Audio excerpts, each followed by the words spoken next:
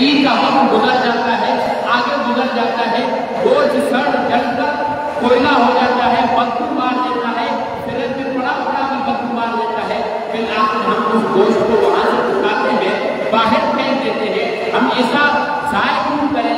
قربانی کا گوشت ہے، بڑا لذیذ گوشت ہے، اس کو ہم باہر پھینکنے سے بہتر یہ ہے کہ اس گوشت کو ہم ان لوگوں تک پہنچائیں کہ جو لوگ قربانی نہیں کر سکتے۔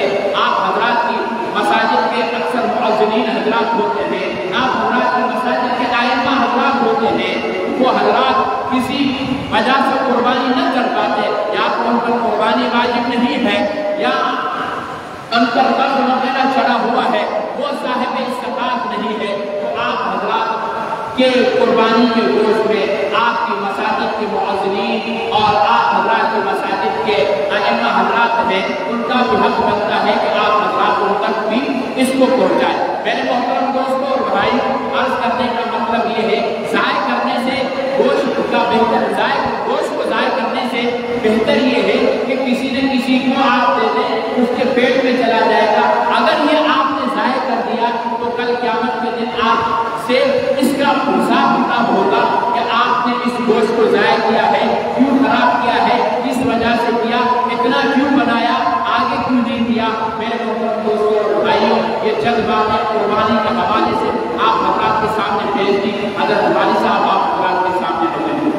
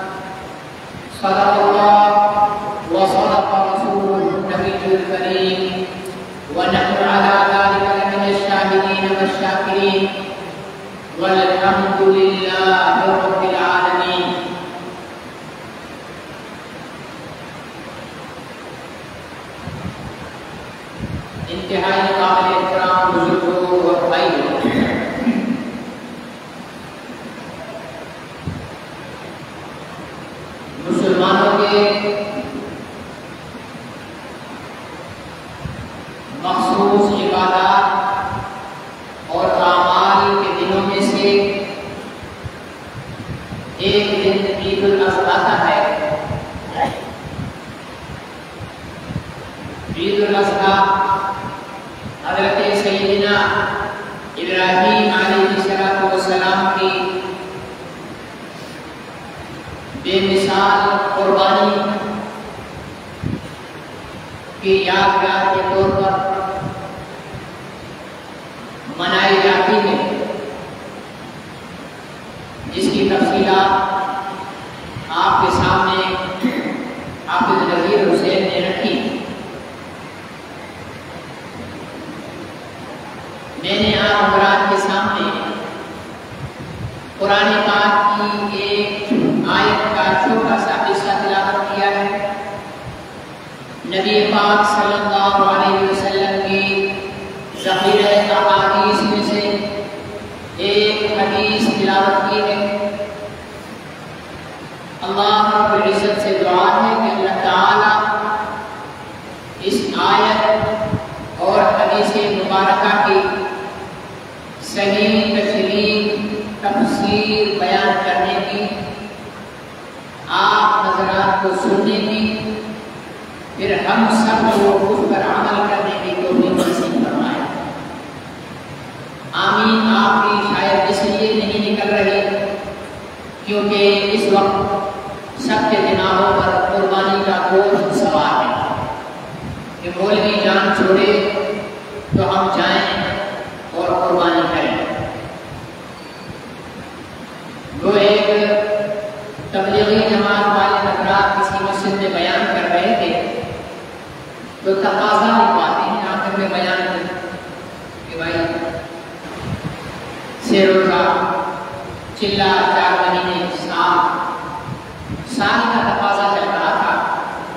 ایک میرے جیسا انتہائی بھیڑ انسان جس نے کبھی ایک دن بھی تبلیغی جماعت میں نہیں لگایا ہوا تھا، ہاں تک پھرتا تھا کہ ملاؤں کے رکھے نظر میں، تو یہ تبلیغی جماعت والے بھی بڑے سیاستدان ہیں۔ یہ ویسے غلط بولتے ہیں کہ ہمارا سیاست سے کوئی تعلق نہیں، سب سے زیادہ تیز سیاست ہی نہیں ہے۔ 2 جنے اس کے پیچھے بیٹھ گئے اور اس کی کمر دبا رہے تھے کہ رک جائیے رک جائیے، اللہ کے راستے میں مایوس جائیے۔ اس نے بولا یہ تو میری جان ہی نہیں چھوڑ رہے۔ آخر یہ کھڑا ہو گیا کہ غصے میں کھڑا ہو گیا جان چھڑانے کے لیے، لکھو 1 سال۔ تو جب تقاضا لکھواتے ہیں تو جواب میں پھر وہ تقاضا لکھنے والا ایک جملہ کہتا ہے بھائی اللہ تعالیٰ قبول فرمائے اور آسان فرمائے۔ تو جب اس نے کہا کہ بھائی اللہ تعالیٰ قبول فرمائے اور آسان فرمائے تو سب نے کہا آمین۔ اس نے چیخ کر کہا نہ آمین نہ آمین۔ بعد میں لوگوں نے سے پوچھا بتاؤ آپ نے نام بھی لکھوایا تھا اور اتنی اچھی دعا تھی تو آپ نے سب نے آمین کہی، تو نے نہ آمین کیوں کہی؟ کہنے لگا بھائی آمین کہہ دوں گا تو سارے سال گھر سے باہر، بچوں سے باہر، کاروبار سے باہر کون جائے گا بھائی؟ تو شاید آپ حضرات بھی اس ڈر سے آمین نہیں کہہ رہے کہ اگر ہم نے آج مبارک دن میں مبارک جگہ پر مبارک عبادت سے پہلے عمل کرنے کی دعا پر آمین کہہ دیا تو پھر ہمارا کاروبار کون سنبھالے گا، ہمارے بچوں کو کون سنبھالے گا، ٹھیک ہے نا جی، ہمارے جو ہے وہ مکانات کو کون سنبھالے گا؟ تو بھائی جو لوگ اس دنیا سے چلے گئے ہیں ان کے بچوں کو کون سنبھال رہا ہے، ان کے کاروبار کو کون سنبھال رہا ہے؟ یہ کائنات کا نظام جو چلتا رہتا ہے۔ کامیاب انسان وہی ہے جس نے اپنی زندگی کو دین کے تحفظ کے لیے، دین کی سربلندی کے لیے، دین کی بقا کے لیے، دین کی اشاعت کے لیے قربان کر دیا۔ اپنی خواہشات کو، اپنے تقاضوں کو دین کے تقاضوں سے مؤخر رکھا، پیچھے رکھا اور ہمیشہ دین کے تقاضوں کو پورا کرتا رہا۔ یہ دنیا تو اس کے لیے بھی گزر جائے گی جو سونے کا چمچ منہ میں لے کر پیدا ہوا ہو، اور یہ دنیا اس کے لیے بھی گزر جائے گی جس کو 3 دن کے بعد کوئی 1 روٹی کا ٹکڑا نصیب ہو۔ یہ دنیا اس کے لیے بھی گزر جائے گی جو محلات کے اندر رہے، اور یہ دنیا اس کے لیے بھی گزر جائے گی جو چٹیل میدان کے اندر بغیر چھت کے زندگی گزارتا ہو۔ یہ دنیا اس کے لیے بھی گزر جائے گی جو جہازوں پر سفر کرے، اور اور یہ دنیا اس کے لیے بھی گزر جائے گی جو پیدل چلتا ہو، جس کے پاس جیب میں سواری کے لیے کرائے کے پیسے نہ ہو۔ تو میرے عزیز دوستوں محترم بزرگوں، اس چیز کی فکر نہ کریں، دنیا گزر جائے گی، لیکن بہترین دنیا میرے اور آپ کے لیے وہ ہے، بہترین دنیا کا میرے اور آپ کے لیے وہ ہے جو حضور علیہ السلام کی ختم نبوت کے تحفظ، آپ کے لائے ہوئے دین وفا اور سربلندی اور آپ پر نازل شدہ کتاب قرآن پاک کی تعلیم اور تعلم پر جو دنیا کا وقت خرچ ہو وہ سب سے بہترین ہوتا ہے۔ تو ذرا اب اتنی تمہید کے بعد، یہ آپ کی آمین نہ کہنے پر تمہید تھی، اب اتنی تمہید کے بعد ایک دفعہ اپنی پیاری سی زبانوں سے آمین کہیے گا کہ اللہ تعالیٰ مجھے اور آپ کو جو کچھ کہیں سنے اس پر عمل کرنے کی توفیق نصیب فرمائے۔ ماشاءاللہ۔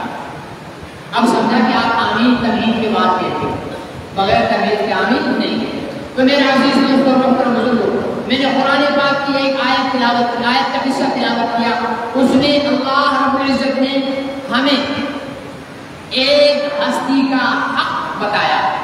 ویسے تو انسان پر بہت سارے حقوق ہیں، شوہر پر بیوی کا حق ہے، باپ پر اولاد کا حق ہے، ماں پر اولاد کا حق ہے، اولاد پر والدین کا حق ہے، شاگرد پر استاد کا حق ہے، استاد پر شاگرد کا حق ہے، پڑوسی پر پڑوسی کا حق ہے، بھائی پر بھائی کا حق ہے، بھائی پر بہن کا حق ہے، بہن پر بھائی کا حق ہے، مختلف حقوق ہے۔ لیکن یہ جتنے بھی اللہ تعالیٰ نے اس دنیا کے اندر انسانوں میں رشتوں پر حقوق قائم کیے ہیں، اور یہ جتنے رشتے ہیں یہ سارے کے سارے رشتے ایک ایک کر کے انسان سے تعلق ختم کر دیں گے۔ ہم جب مر جائیں گے، ہم پر بھلے زندگی ہماری بیگم صاحبہ جان چھڑکتی ہو، ہمیں کانٹا چھپے تو آنسو بیگم صاحبہ کے نکلتے ہوں، لیکن جب ہم مر جائیں گے نا، ہماری بیگم صاحبہ بال نوچ رہی ہوگی نا، کوئی اس کے کان میں کہہ دے کہ باجی آپ فکر نہ کریں، برادری والوں نے فیصلہ کیا ہے، آپ کو چونکہ اپنے شوہر سے بہت محبت ہے اس لیے آپ کو بھی اپنے شوہر کے ساتھ قبر میں دفن کر دیا جائے گا۔ شوہر کا غم ہی بھول جائے گی، اٹھ کر بھاگ جائے گی۔ کیوں؟ اس لیے کہ اسے اپنی جان زیادہ عزیز ہے۔ کوئی ماں اپنی بیٹے کے ساتھ قبر میں جانے کے لیے تیار نہیں، کوئی باپ اپنی بیٹی کے پاس قبر میں جانے کے لیے تیار نہیں۔ کہتے ہیں کہ باپ کے ساتھ بیٹی کو بہت محبت ہوتی ہے، لیکن کوئی بیٹی اپنے مرے ہوئے باپ کے ساتھ قبر میں جانے کے لیے تیار نہیں کہ میرے ابا جی ہیں، پتہ نہیں اعمال کیسے ہوں گے، میں جا کر ذرا فرشتوں سے بات کرتی ہوں کہ میرے ابا جی پر رحم کیجیے۔ کوئی قبر میں جانے کے لیے تیار نہیں ہوگا۔ مرنے کے بعد دو مرحلے ہوتے ہیں انسان کے، پہلا مرحلہ قبر برزخ جس کو کہتے ہیں، اور دوسرا مرحلہ حشر کا ہوتا ہے۔ ان دو مرحلوں میں انسان اگر کامیاب ہو گیا تو پھر اس کے نصیب میں جنت ہوتی ہے، اگر ان مرحلوں میں ناکام ہو گیا تو پھر وہ اللہ تعالیٰ کی مرضی ہے اس پر رحم فرمائے یا اسے جہنم میں بھیج دے۔ تو میرے عزیز دوستوں محترم بزرگوں، قبر کے مرحلے میں بھی ہمارے ساتھ کوئی ہمارے رشتہ داروں میں سے چلنے کے لیے تیار نہیں ہوگا۔ اور حشر کا مرحلہ، حشر کیا ہے؟ فرمایا 50,000 سال کا دن ہے، 1 میل کے فاصلے پر سورج ہوگا۔ ابھی جو سورج ہے نا، ابھی یہ بادل ہیں، یہ بادل ہٹے، ہوا بند ہو تو کروڑوں میل دور جو سورج ہے اس کی تپش کتنی ہوگی کہ ہم سائے میں بھی بیٹھے ہوئے پسینے میں شرابور ہوں گے۔ یہ سوچئے کروڑوں میل کا فاصلہ اس میں سے ختم کر کے صرف 1 میل کے فاصلے پر جب آ جائے گا تو اس دھوپ کی تپش کیا ہوگی؟ آج برسا رہا ہوگا سورج، دھرتی پر کوئی سایہ نہیں ہوگا سوائے عرش کے سائے کے، دھرتی میں کوئی پناہ گاہ نہیں ہوگی سوائے کملی والے کی کملی کی پناہ کے۔ اس وقت 50,000 سال کا دن کتنا سخت ہوگا۔ آدم علیہ السلام، آپ کے اور میرے ابا جان، وہ بھی پکار رہے ہوں گے یا رب نفسی نفسی۔ نوح علیہ السلام، آدم ثانی بھی پکار رہے ہوں گے یا رب نفسی نفسی۔ ابراہیم جس نے اپنے بیٹے کی قربانی دی وہ بھی پکار رہے ہوں گے یا رب نفسی نفسی۔ موسیٰ جو کلیم اللہ ہے وہ بھی پکار رہے ہوں گے یا رب نفسی نفسی۔ عیسیٰ جو روح اللہ ہے وہ بھی پکار رہے ہوں گے یا رب نفسی نفسی۔ اس سے اندازہ لگائے کہ 1,24,000 انبیاء علیہ السلام کی زبانوں پر اپنی امت کے لیے کوئی دعا نہیں ہوگی، اپنی امت کے لیے کوئی دعا نہیں ہوگی، اپنی جان کے لیے دعا مانگ رہے ہوں گے کہ اللہ میری جان کو امان مل جائے، میری جان کی سلامتی مل جائے، بس کافی ہے۔ آدم سے لے کر عیسیٰ تک انبیاء علیہ السلام اپنی امتوں کو بھول چکے ہوں گے، اولاد اپنے والدین کو، والدین اپنی اولاد کو اللہ کے کلام کی زبان میں سن لیجیے. فرمایا یوم یفر المرء من اخیہ وامہ وابیہ وصاحبتہ وبنیہ لکل امرئ منہم یومئذ شأن یغنیہ. ایک دوسرے سے بھاگ رہے ہوں گے، ایک دوسرے کے سائے سے بھی بھاگ رہے ہوں گے. تب پتہ ہے وہ پوری کائنات، تمام انسانوں کا جمع غفیر آدم علیہ السلام سے لے کر قیامت کے دن تک آنے والے آخری بچے تک ساری انسانیت جہاں پر جمع ہوگی اور ساری انسانیت کی زبان پر یا رب نفسی نفسی ہوگا، وہاں ایک کائنات کی ہستی ہوگی، وہاں ایک ایسی شخصیت ہوگی، وہاں ایک ایسی ہستی ہوگی جو اپنی اولاد کے لیے نہیں، اپنے ساتھیوں کے لیے نہیں، اپنے رفیقوں کے لیے نہیں، اپنی بیویوں کے لیے نہیں، بلکہ اپنی امت کے لیے پکار رہے ہوں گے یا رب امتی، یا رب امتی، یا رب امتی. اے اللہ میری امت کی سلامتی ہو، میری امت کی سلامتی ہو. جانتے ہو وہ کون سی ہستی ہوگی؟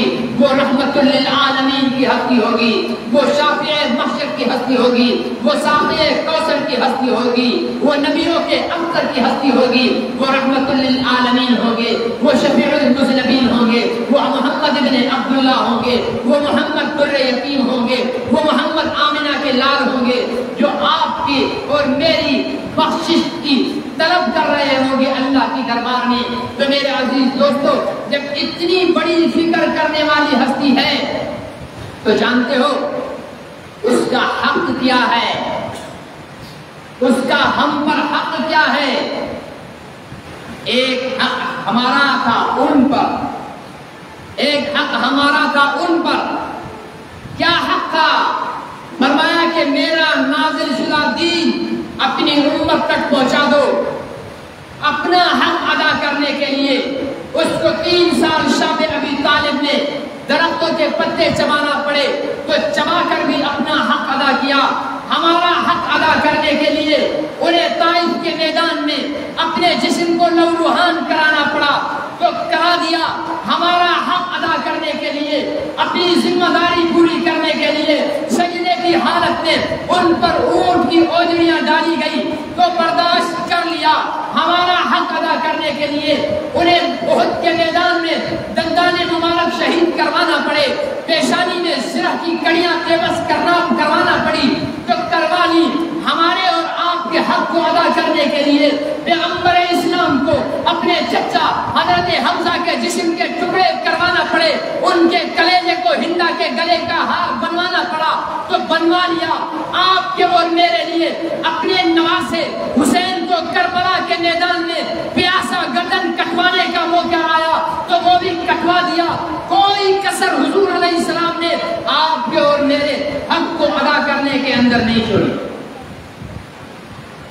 مجمع بیٹھا ہے، میں کھلے دل سے کہتا ہوں، ناراض نہیں ہوں گا. بتاؤ تو صحیح آپ کی زندگی کا کون سا مسئلہ ہے جس میں دین اسلام رہنمائی نہ دیتا ہو؟ مجھے بتاؤ، میں یہیں پر اس کا حل بتاؤں گا. میں تو دین کا ایک معمولی طالب علم ہوں، میں آپ کو اس کا حل بتاؤں گا. بڑے بڑے علم کے پہاڑ بیٹھے ہیں، وہ آپ کو حل بتائیں گے. کیسے ممکن ہوا؟ حضور علیہ السلام کی قربانیوں سے ممکن ہوا. اپنا وطن چھوڑا، 10 سال میں 27 مرتبہ جہاد کیا،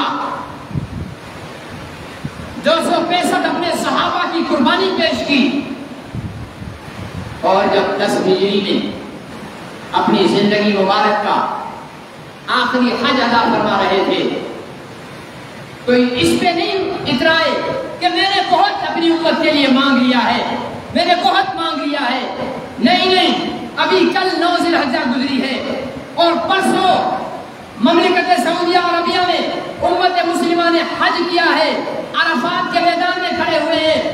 آج بھی اگر آپ حاجیوں سے پوچھو گے کہ بھائی بتانا ذرا عرفات کی گرمی کیسی ہے، تو آج تو عرفات کے میدان میں نیم کے درخت لگے ہوئے ہیں، ان کا سایہ بھی موجود ہے، لیکن اس کے باوجود بھی اس عرفات کے میدان کے اندر شدید گرمی موجود ہے.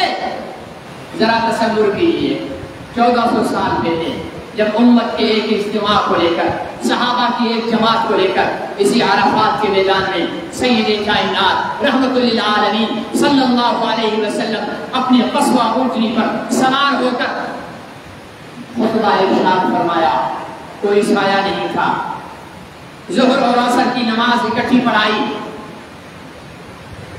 زوال کے بعد، اور حضور علیہ السلام نے جس سال حج کیا تھا وہ مئی کا مہینہ تھا، مئی کے مہینے کے اندر حج کیا تھا، اور مئی کے مہینے میں گرمی ہوتی ہے سردی ہوتی ہے؟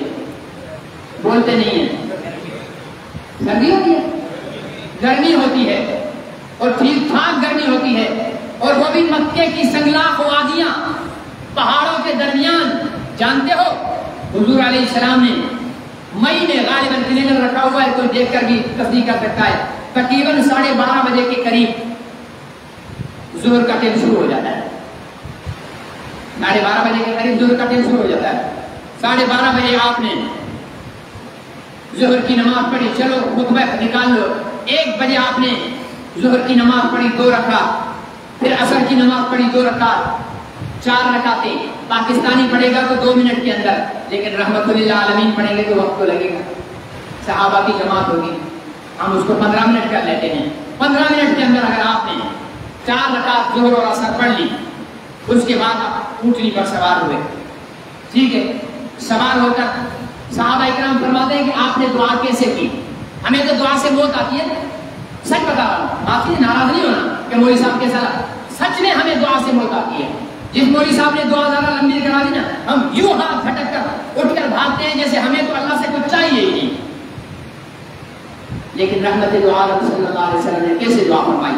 یوں احرام باندھا ہوا تھا، یوں ہاتھ اٹھائے ہوئے تھے، یوں ہاتھ اٹھائے ہوئے تھے۔ صحابہ فرماتے ہیں کہ پیغمبر صلی اللہ علیہ وسلم کے بغل کی سفیدی، ہمارے بغل تو کالے ہوتے ہیں نا، گندے ہوتے ہیں نا، میلے ہوتے ہیں نا، سرکار دو عالم صلی اللہ علیہ وسلم کے فرمایا، صحابہ کہتے ہیں بغل کی سفیدی ہمیں نظر آ رہی تھی، اتنے ہاتھ اونچے کیے ہوئے تھے۔ اور کتنی دیر؟ میں آپ سے کہتا ہوں 15 منٹ تو اونچے کر کے دکھا دو، پتہ چل جائے گا بازوؤں کا۔ سرکار دو عالم نے جانتے ہو کتنی دیر یوں ہاتھ اونچے کیے ہوئے تھے؟ ظہر اور عصر کی نماز پڑھنے کے بعد سے لے کر پھر تو کوئی نماز نہیں ہوتی ہے نا، پھر کون سی نماز ہوتی ہے؟ بولتے نہیں ہے، سب پر گوشت سوار ہے اس لیے بول نہیں رہے۔ کون سی نماز ہوتی ہے؟ مغرب کی نماز ہوتی ہے۔ یعنی اگر 1:15 بجے حضور علیہ السلام نے یوں ہاتھ اٹھائے ہیں تو مغرب کی اذان تک، سورج کے غروب ہونے تک صحابہ کے بقول آپ نے ہاتھ نیچے نہیں کیے۔ یہ کتنی لمبی دعا ہوگی، یہ کس کے لیے تھی، یہ کس کے لیے مانگ رہے تھے؟ کس چیز نے مجبور کیا تھا کہ مکے کی سنگلاخ وادی عرفات کے اندر دھوپ میں، آگ برستے ہوئے سورج میں ہاتھ اٹھا کر پسینہ بہاتے، اپنے آنسو بہاتے ہوئے دعا کر رہے ہیں؟ اگر آپ یقیناً تصدیق کریں گے، غلط نہیں کہوں گا میرے عزیز دوستو، یہ دعا اپنی امت کے لیے تھی، اپنی امت کے لیے۔ کوئی بولا گا اپنی اولاد کے لیے، اس کی اولاد تو تین جنت تھی، بیٹے تو بچپن میں فوت ہو گئے، اور نبی کے بیٹے تو ویسے بھی جنت کے بھولے، اور بیٹی فرمائے کہ سیدۃ النساء اہل الجنہ، جنت کی عورتوں کی بولیے سردار ہے۔ اور یا فرمایا ابو بکر فی الجنہ، عمر فی الجنہ، عثمان فی الجنہ، علی فی الجنہ، طلحہ فی الجنہ، عبد الرحمن بن عوف فی الجنہ، سعد فی الجنہ۔ 10 صحابہ کے نام لے کر تو حضور نے انہیں زندگی میں خوشخبری دے دی کہ تم سب جنتی ہو، تم سب جو نبی کے، جن کو نبی کہے جنتی، کوئی ان کو کہے کافر، وہ ہو گیا ہے۔ بولتے نہیں ہو، صحابہ سے محبت نہیں، جن کو ہے وہ بولے۔ جن کو نبی نے کہا جنتی، کوئی حدیث کہے تو کافر، تو وہ خود کون ہے؟ پھر باقی جماعت صحابہ फरमाया रज़ियल्लाहु अन्हुम व रज़ू अन्हु, अल्लाह उनसे राजी, वो अल्लाह से राजी। तो पीछे बचा कौन? हम ही बचे ना, या कोई और बचा? हम ही बचे, हम बचे। मेरे अजीज दोस्तों और मोहतरम बुजुर्गों, 5.5 घंटे की वो दुआ, बस यही नहीं की, आगे चलिए। अल्लाह ने हमारे नबी को शान ही कुछ ऐसी दी थी। मूसा अलैहिस्सलाम कहते रब यानी, या अल्लाह मैं आपको देखना चाहता। अल्लाह ने फरमाया लन तरानी, तू बिल्कुल भी नहीं देख सकता।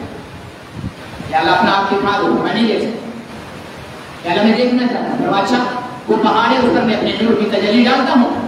अगर वो पहाड़ सलामत रहा और उस तजल्ली को तुमने देख लिया तो मुझे भी देख लो। जब अल्लाह ने उस नूर की तजल्ली डाली, पहाड़ रेजा रेजा, मूसा बेहोश, उठकर खड़े हो गए, अल्लाह मेरी तौबा मैं नहीं देख। यहाँ देखने की ख्वाहिश पर भी मना किया जा रहा है कि तुम नहीं देख सकते। और यहाँ वादी तुवा में आने से पहले कह रहे हैं मूसा चप्पल जूते उतार कर आओ, इन्नका बिल वादिल मुक़द्दस तुवा, तुम वादी मुक़द्दस तुवा में आ रहे हो, जहाँ मुझसे हम कलाम होगे। मेरे साथ हम कलाम होने के आदाब में से ये भी है कि जूते उतार कर फिर नंगे आओ। लेकिन इधर हमारे आका की शान देखिए, सुभान अल्लाह कैसे लगते हैं। चलो आज की इज्तिमा में अगर सुभान अल्लाह कहने पर पैसे लगे तो इसके बाद उससे ले लीजिए, नहीं बोलते फिर भी देती है। 10 नेकियां मिलेंगी, 10 गुनाह माफ होंगे, 10 दर्जात बुलंद होंगे। अब तो हुजूर अलैहिस्सलातु वस्सलाम का नंबर आया, जिब्राइल से कहा कि जिब्राइल जाओ जरा मेरे महबूब को लाओ। महबूब ने नहीं कहा, महबूब ने नहीं कहा, रब ने कहा जिब्राइल जाओ मेरे महबूब को लाओ। जिब्राइल आए तो देखा कि महबूब तो सोए हुए, महबूब सोए हुए। भाई बड़ी इज्जत वाला, बड़ा एहतराम वाला अगर कोई सोया हुआ हो, हम जब वहां जाएं वो सोया हुआ हो तो हम भी कंफ्यूज हो जाते हैं कि हजरत को जगाएं कैसे। आवाज दें, टांगों को दबाना शुरू करें, सर पर हाथ रख दें, अस्सलाम वालेकुम कहें, क्या कहें। देखा तो महबूब को, या अल्लाह तेरे महबूब को कैसे जगाऊं? आवाज दे दूं, टांगे दबा दूं, सर दबा दूं? ना, खबरदार, तू अगर फरिश्तों का सरदार है तो ये कायनात का सरदार। अच्छा नहीं लग रहा, सियासी बात कर लूं? हाँ सियासी बात कर लूं, शहबाज शरीफ की बुराई कर लूं, इमरान खान की कर लूं, फिर देखना ये हाँ ऐसे करेंगे। दीन की बात पर मेरी कोई खुश नहीं है, ठीक है ना जी। या अल्लाह फिर कैसे? जिब्राइल को जानते हो, फरमाया कि कदम जमीन पर हो तो सर आसमान में। 600 पर हैं, 600 पर हैं। फरमाया परों के एक पंख होता है ना, पर में काफी पंख होते हैं। फरमाया उस एक पंख की ताकत इतनी है कि इस दुनिया की गेंद को यूं पंख लगाए तो ऐसे उड़ेगी जैसे हजरत इमरान खान साहब की गेंद से गेंद उड़ती है। इतनी तेज उड़ेगी, इतनी ताकत है। लेकिन यहाँ क्या हुक्म है? फरमाया कि जिब्राइल मेरे महबूब को आवाज भी नहीं देना, सलाम भी नहीं करना, पैर भी नहीं दबाना। या फिर जगाऊं कैसे? फरमाया अपने होंठ मेरे महबूब के पैरों की तलियों पर रखकर बोसा दे। क्या दे? अब 600 परों वाला, जमीन और आसमान के खिलाफ के कद वाला जब पैगंबर को पैर को बोसा देगा, सोए हुए को बोसा देने के लिए बैठ कर दे सकते हो? बैठ कर दे सकता है कोई बोसा? क्या करना पड़ेगा? नीचे होना पड़ेगा। सही बोसा तब आ जाए जब खुद लेट जाए। अब जिब्राइल लेटे बोसा देने के लिए रहमतुल्लिल आलमीन के कदमों को, जिब्राइल लेट गए, बोसा दिया। आखिर नूर का बोसा था। किसका बोसा था? नूर का बोसा था ना। तो नूर का बोसा होगा तो पैगंबर ने तो उठना था, उठकर बैठ गए। जिब्राइल अभी तक लेटे हुए। जिब्राइल जिसको उठाने आए थे वो उठ गए, आप क्यों लेटे हुए हो? جبرائیل نے جواب دیا، کسی سجا بند نے اس کو ایک جملے کے اندر بند کر دیا۔ جبرائیل اٹھتے کیوں نہیں؟ جبرائیل نے کہا مت پوچھو، ان پیروں کی کلیوں کا مزہ ہی اتنا ہے کہ اٹھنے کو دل نہیں کرتا۔ میں نے ایسا مزہ میں نے کہیں نہیں دیکھا۔ جس کو اٹھانے آیا تھا وہ تو اٹھ گئے ہیں، لیکن میں ابھی تک ان کے پیروں کی کلیوں کے لطف میں مدہوش ہوں۔ جبرائیل بتاؤ ذرا کیسا؟ تو کسی شاعر نے جبرائیل کے جواب کو ایک جملے کے اندر بند کر دیا۔ جبرائیل نے کہا نہ جنت کی گلیوں میں دیکھا، کیونکہ جبرائیل نے تو جنت میں دیکھی ہوئی، کائنات میں دیکھی ہوئی، کہا نہ جنت کی گلیوں میں دیکھا، مزاجو محمد کی تلیوں میں دیکھا۔ سبحان اللہ نہیں کہتے خرچہ لگتا ہے۔ اچھا ایسا ہوگا کہ آہستہ سبحان اللہ کہنے سے آٹھانے کا خرچہ لگتا ہوگا اور زور سے سبحان اللہ کہنے سے روپیہ لگتا ہوگا، تو آپ آٹھانے بچا رہے ہو۔ کچھ میری حیا کر رہے ہیں، مولوی صاحب بیٹھے ہوئے سبحان اللہ کہہ رہے ہیں، تو ان کے لیے کہہ بھی دیتے ہیں اور آٹھانے بچا بھی دیتے ہیں۔ ایسی بات ہے، اگر نہیں ہے تو ذرا کھول کر کہیے سبحان اللہ۔ یہ تو بیٹھے بیٹھے، یہ تو مرنے کے بعد آپ کو پتا چلے گا کہ وہ مولوی صاحب نے جو سبحان اللہ کہلائی تھی وہ انعام یہ مل رہا ہے۔ ابھی نہیں، ابھی تو آپ کو اچھا نہیں لگ رہا ہوگا، آپ کو کہہ رہے مولوی صاحب جان چھوڑو یار، جلدی بیان کرو، ہم نے گائے ذبح کرنی ہے۔ تو یہ محمد عربی جبرائیل جگانے آیا، واپس مقصد کی طرف آ رہا ہوں۔ جبرائیل لے کر عرش پہ پہنچے۔ جب سفر پہ ساتھی تھے نا جبرائیل، براق جو سواری تھی، جہاں اس کی نظر پڑتی تھی وہاں اس کا قدم پڑتا تھا۔ پہنچے، پہلا دوسرا تیسرا چوتھا پانچواں چھٹا ساتواں، سدرۃ المنتہا عرش معلیٰ، ایک جگہ آئی سدرۃ المنتہا جہاں جبرائیل رک گئے۔ فرمایا کہ جبرائیل تم کیوں نہیں چلتے؟ فرمایا یہاں سے آگے میں چلوں گا تو میرے بھی پر جل جائیں گے۔ پیغمبر وہاں سے آگے گئے۔ اب وہاں گئے، ملاقات ہوئی اللہ سے۔ کس سے؟ بولیے اللہ کا نام بلند لیجیے۔ اللہ سے ملاقات۔ ہم تو ایسے جیسے ملاقات کر کے پھول پہ سما کے آتے ہیں، کہاں سے آ رہے ہیں؟ دنیا کر کے چل رہے ہو، کہ ایسے جیسے مل گیا۔ یہ اللہ خالق مالک رازق جبار قہار قدیر قادر عزیز، وہ اللہ پیغمبر سامنے آمنے سامنے آنکھوں سے دیکھ رہے ہیں۔ حضور علیہ السلام کے علاوہ باقی کسی نے اللہ کو دنیا کی آنکھوں سے نہیں دیکھا، لیکن میرے آقا نے دنیا کی آنکھوں سے اللہ کو دیکھا۔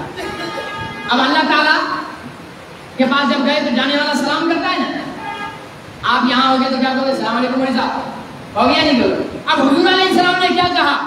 وہ جو اللہ اور حضور علیہ السلام کے درمیان گفتگو ہوئی ہے نا، وہ ہر نماز میں ہم 5 مرتبہ پڑھتے ہیں، لیکن ہمارا دھیان ہی نہیں ہوتا، ہم نے تو طوطے کی طرح رٹا ہوا ہے، باری باری آئیے قطار لگائیے، باری باری آئیے قطار لگائیے، ٹھیک ہے نہیں؟ ہمیں پتہ ہی نہیں ہے، کیونکہ ہم مولویوں سے تو ویسے ہی چھٹتے ہیں۔ مولوی سے اگر کسی داڑھی ہونے کے پیچھے نماز جائز ہوتی تو ہم وہاں پڑھ لیتے ہیں، تو مولوی تمہاری داڑھی کی وجہ سے، تمہارے دین کے علم کی وجہ سے مجبوری ہے ہم تمہارے پیچھے نماز پڑھتے ہیں، ورنہ تو ہم تم مولویوں کو منہ ہی نہیں لگائیں۔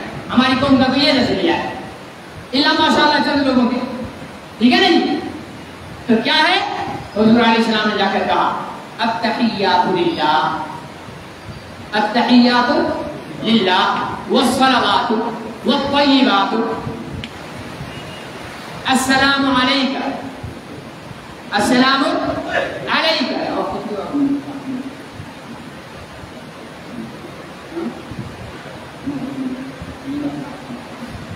السلام علیکہ ایھا النبی ورحمۃ اللہ وبرکاتہ۔ حضور علیہ السلام نے کہا التحیات للہ، بدنی عبادتیں، والصلوات، مالی عبادتیں، جانی عبادتیں، والطیبات، تمام پاکیزگیاں میرے مالک تیرے لیے، میری بدنی عبادتیں، میری جانی عبادتیں، میری مالی عبادتیں میرے مالک تیرے لیے ہیں۔ اب جواب دیا جائے گا نا سلام کا، تو حضور علیہ السلام اللہ نے جواب دیا السلام علیکہ ایھا النبی ورحمۃ اللہ وبرکاتہ۔ السلام علیکہ، جو عربی گرامر جانتے ہیں وہ سمجھتے ہیں اس بات کو، میں آپ کو سمجھا دیتا ہوں بہت آسان۔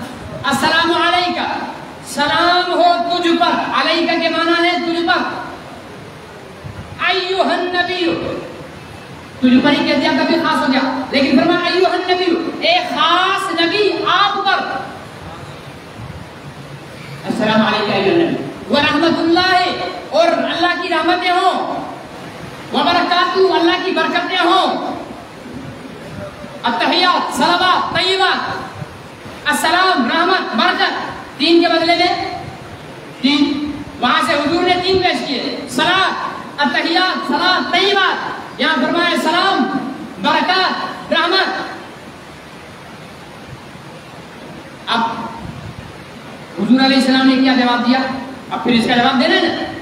آگے کیا ہے؟ رحمت اللہ وبرکاتہ. آگے کیا ہے؟ کسی کو تحیات آتی ہے نا؟ السلام علینا، زور سے اس علینا میں رسول پاک کی امت سے محبت چھپی ہوئی ہے. ذرا زور سے بولو السلام علیہ، السلام علیہ. ہماری قوم سے گانا کچھ لوگ لہک لہک کر سنائے گی، لیکن تحیات کا جملہ بھی ہماری زبان سے نہیں. السلام علینا، وہاں فرمایا علیکا، تجھ پر سلامتی. یہاں کیا فرما رہے ہیں؟ علینا.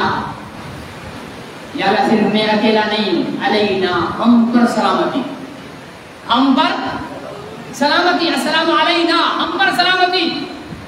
ہم کا کیا مطلب ہے؟ مجھے عارف بھائی دعوت دے دیں کہ مولوی صاحب آج لیجیے گوشت بہت ہے، ویسے تو آپ کو دعوت نہیں دیتے، آج کلیجے بوٹیاں چھوٹیاں خوب کے کھائیں، آپ آ جائیں. میں کہوں ہم آ رہے ہیں تو کیا مطلب ہے؟ میں آ رہا ہوں مطلب اکیلا آ رہا ہوں. عارف بھائی بھی سمجھ جائیں گے ایک بوٹی کھانی ہے اس مولوی نے اور کچھ کھانا نہیں. لیکن اگر میں کہوں کہ ہم آ رہے ہیں تو عارف بھائی بھی دہل جائیں گے کہ اللہ خیر کرے، پتہ نہیں کتنوں کو لو کر آ رہا ہے، ساری گائے ہماری بھڑک نہ کر جائے. ہم کا مطلب ہے ساتھ کچھ اور بھی ہے.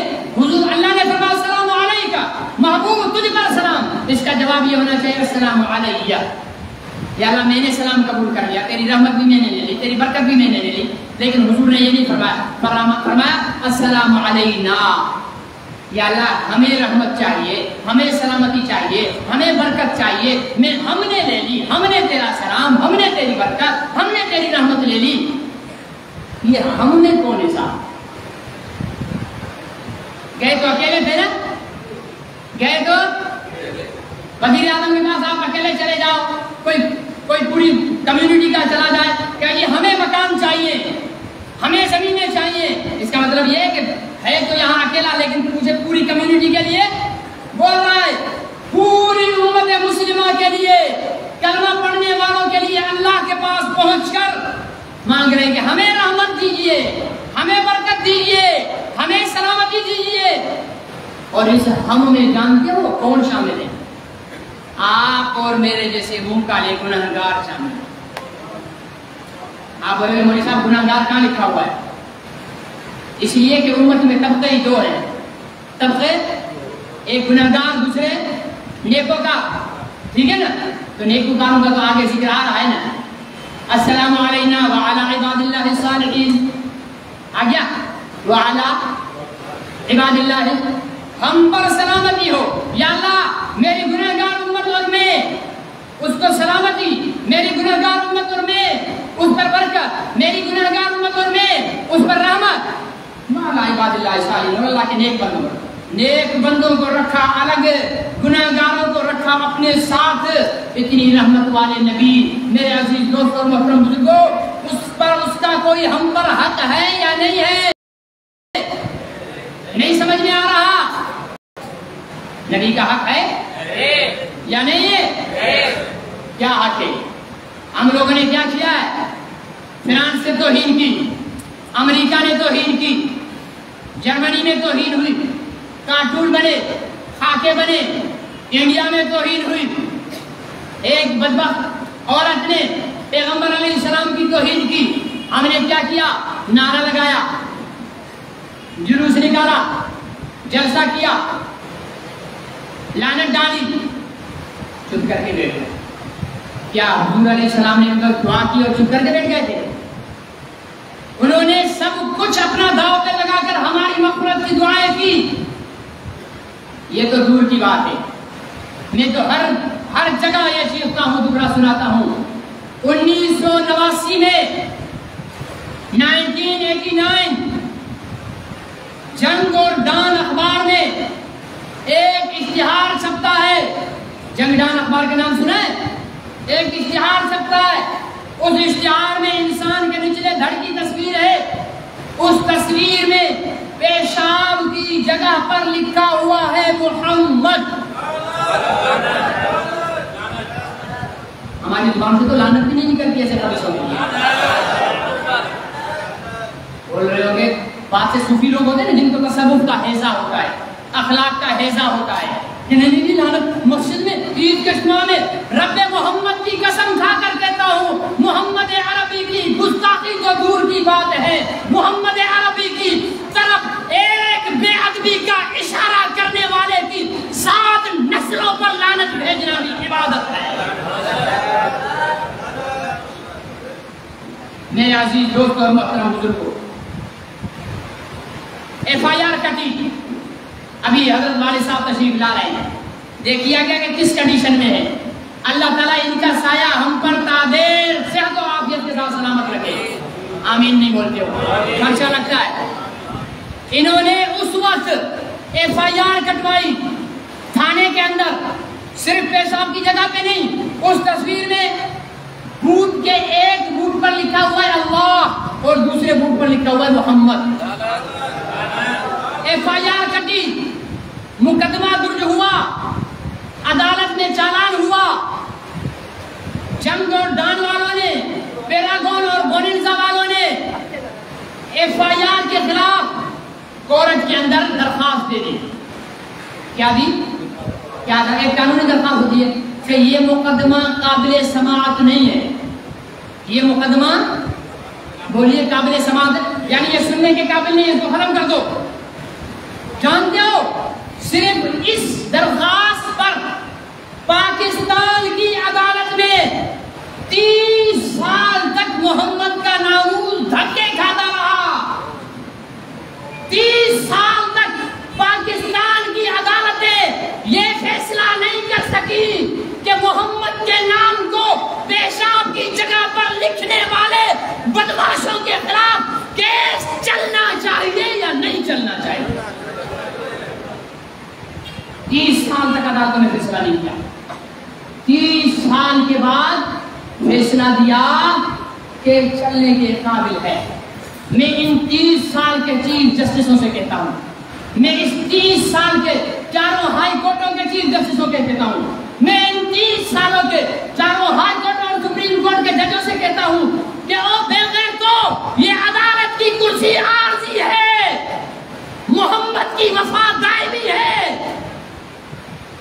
اگر تمہاری بیٹی کے ریپ کا کیس ہوتا تب بھی 30 سال چلاتے، تمہاری ماں سے ریپ کا کیس ہوتا تب بھی 30 سال لگاتے، تمہارے باپ کے قتل کا کیس ہوتا تب بھی 30 سال لگاتے، یقیناً نہیں لگاتے تو پاکستان کی عدلیہ کی کرسیوں پر بیٹھے ہوئے دیوس، بے غیرت، حرامزادے ججوں نے 30 سال کے اندر ہمیں یہ بتا دیا کہ تمہارے محمد کا ناموس اس قابل ہی نہیں ہے کہ اس کے کیس سنا جائے۔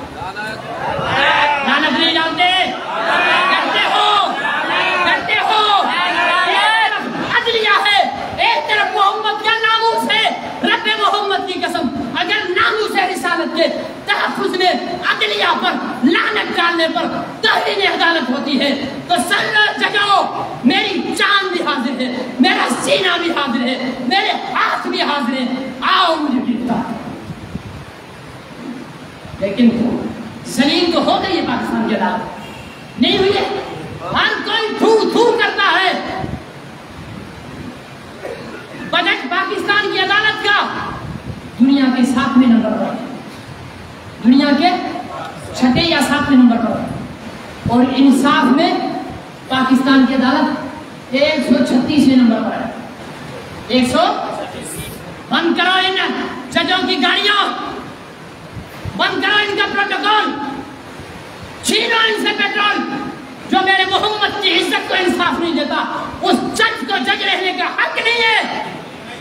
صحیح ہے غلط ہے؟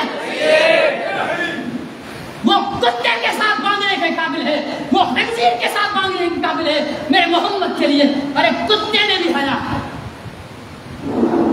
میرے بھائیوں، ہمیں فیصلہ کرنا ہوگا کہ ہم محمد رسول اللہ کے غلاموں کی صف میں ہیں یا غداروں بے غیرتوں نبی کے ناموس کے سوداگروں کی صف میں ہے.